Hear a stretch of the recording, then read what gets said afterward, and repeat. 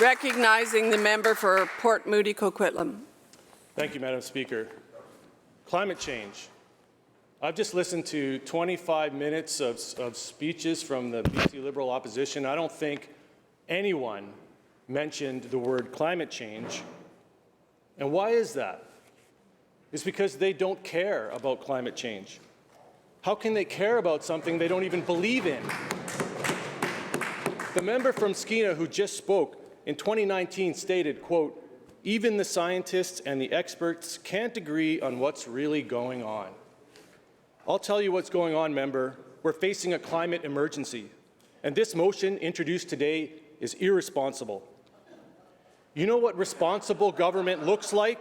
They're laughing at climate change. They're laughing at climate change. Responsible government acknowledges that climate change is real. Responsible government has a plan and targets to reduce greenhouse gas emissions. Responsible government means that by 2030, we will reduce methane emissions from the oil and gas sector by 75%.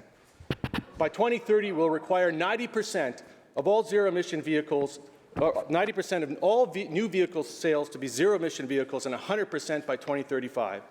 By 2030, we will build 10,000 EV charging stations and require that all new buildings emit zero carbon.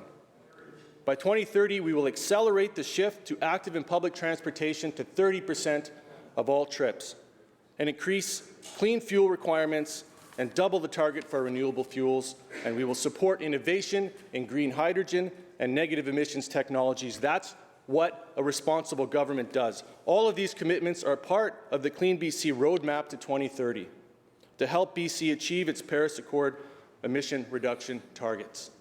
This plan makes greenhouse gas pollution more expensive and the shift from fossil fuels to clean alternatives more affordable, while helping to power businesses and communities with clean, renewable electricity.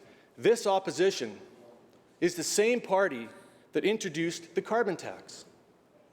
Look how far they've drifted from those days.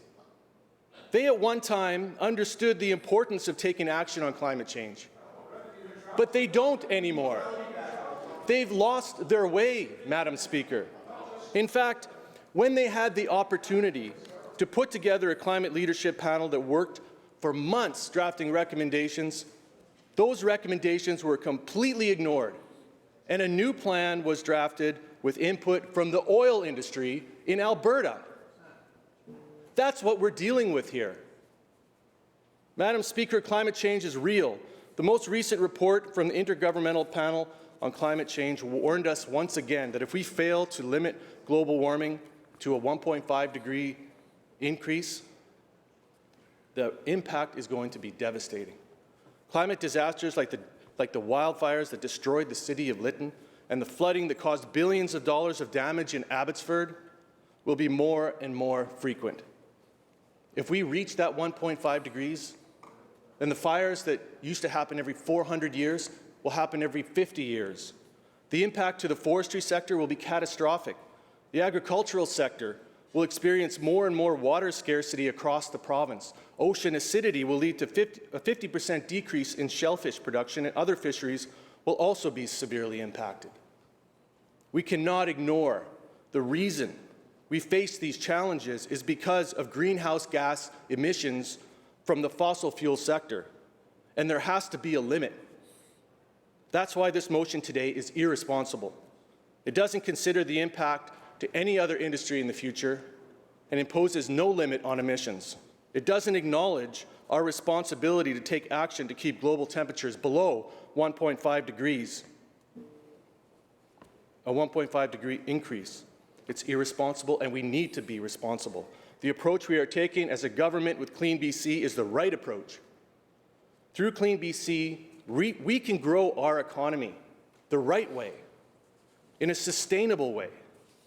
And there is so much economic opportunity in transitioning our economy to the future. Madam Speaker, let's continue working towards a future we can all be proud of. Thank you.